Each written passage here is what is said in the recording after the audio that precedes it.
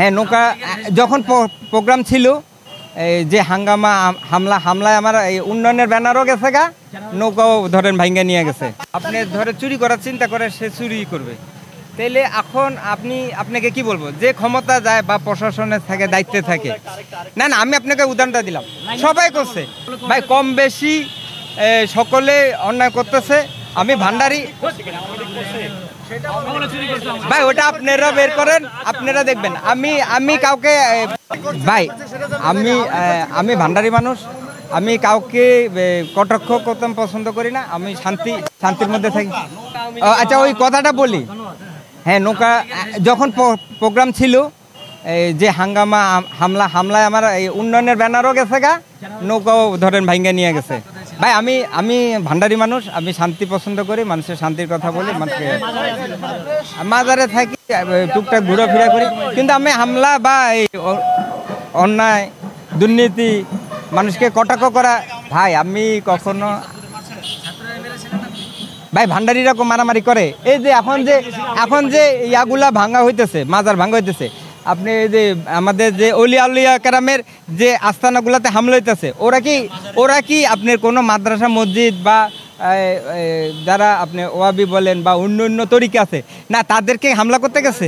ভান্ডারিরা কি শান্তি পছন্দ করে?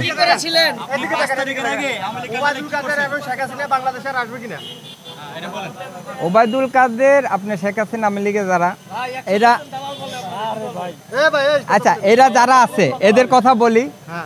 আপনারা তো আসলে মেসেজগুলো দিচ্ছেন, তো এখানে একটা কথা আছে, কারণ এখানে সবসময় খেয়াল রাখবেন, এটা হচ্ছে বাংলাদেশ, হুজুগে বাঙালি কখন কি করে এটা কিন্তু বুঝার উপায় নেই।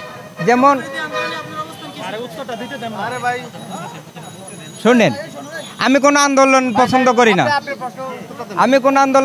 করি না, এখন আচ্ছা আমি কথা বলছি, হ্যাঁ আমি কোনো আন্দোলন বা হামলাগুলো পছন্দ, আমি ভান্ডারি, শান্তি পছন্দ করি, শান্তির মধ্যে থাকি। তবে যেখানে শান্তি আছে সেখানে আমি আছি, যেখানে শান্তির কথা বলবো এখানে আছি, যেখানে সন্ত্রাস আছে সেটার আমি বিপক্ষে থাকি। হ্যাঁ, ওবায়দুল কাদের আর শেখ হাসিনা আসবে। আচ্ছা আমরা কেউ কি বলতে পারছে যে শেখ হাসিনা দেশ ছেড়ে যাবে গা? শেখ হাসিনা পালায় না, এটা বলছে না? তাহলে শেখ হাসিনা যে পট করে গেছে গা, যে পট করে যেতে পারে সে হুট করে আবার চলে আসতে পারে। ভাই আপনি যেটা বলছেন, আমাদের দেশে যে উন্নয়ন অবকাঠামো যেগুলো আপনার প্রকল্পগুলো চালু আছে, আমাদের ডক্টর ইউনূস কি আমাদের যে উন্নয়ন কাঠামোগুলো বন্ধ করে নাই? তাহলে সবই চলমান। ভাই আমাদের দেশে এবারে যে আন্দোলন দেখলাম, যে হাঙ্গামা দেখলাম,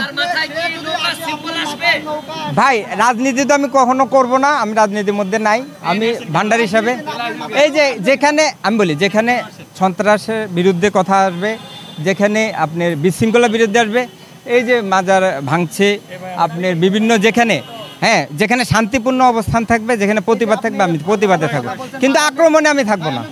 আপনি যেটা বলছেন যে ফেরত আসা, আমার সম্পর্কে আপনি কিন্তু বেশি কিছু জানেন না।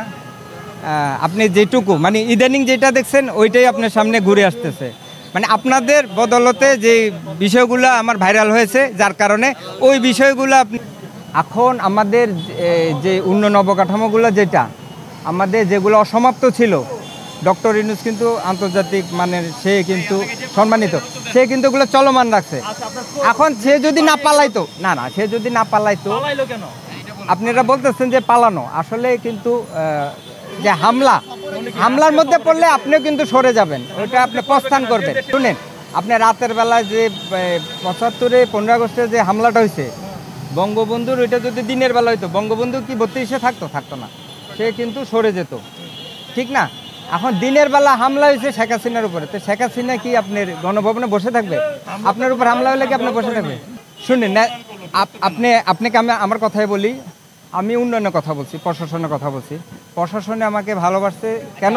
আমি দেশের উন্নয়ন, ডেভেলপমেন্ট এবং বিশৃঙ্খলার বিরুদ্ধে বলছি বিদায়, ঠিক আছে? কিন্তু আমি একটা কথা বলি, কিন্তু যারা নেতৃত্ব স্থানে ছিল, আওয়ামী লীগের যে নেতৃস্থানে ছিল, তারা যদি আমাকে সহযোগিতা করতো, তাহলে কিন্তু আমার অবস্থান ভালো হতো। আমি কিন্তু ভান্ডারি থেকে ডিজিটাল ভান্ডারি হয়ে যেতাম। আমি কিন্তু এখনো ভান্ডারি রয়ে গেছি। সে ওখানে না গিয়ে বা বাংলাদেশে অন্য কোথাও থাকতে পারতো, দেশে থাকতে পারতো, বা আপনি গোপালগঞ্জে থাকতে পারতো, তার এলাকায় থাকতে পারতো। এই আসলে এটা ভুল করেছে, দেশ ছেড়ে চলে যাওয়াটা এটা ভুল করেছে। কারণ এটার জন্য তার কর্মী বা তাকে যারা সমর্থন করছে তারা ধরেন আক্রমণের শিকার হয়েছে। তারা কোনো ধরেন প্রতিরোধ করতে পারে নাই, তাদের বাড়িঘর ধরেন লুটপাট হয়েছে। শুধু লুটপাট হয় নাই, আর যাইগুলো নিতে পারে না ওগুলো ধরেন পুড়িয়ে দিছে।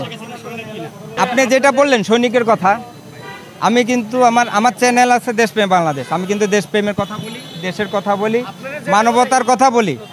এখন আমাদের সরকারে দেখা যাচ্ছে দীর্ঘদিন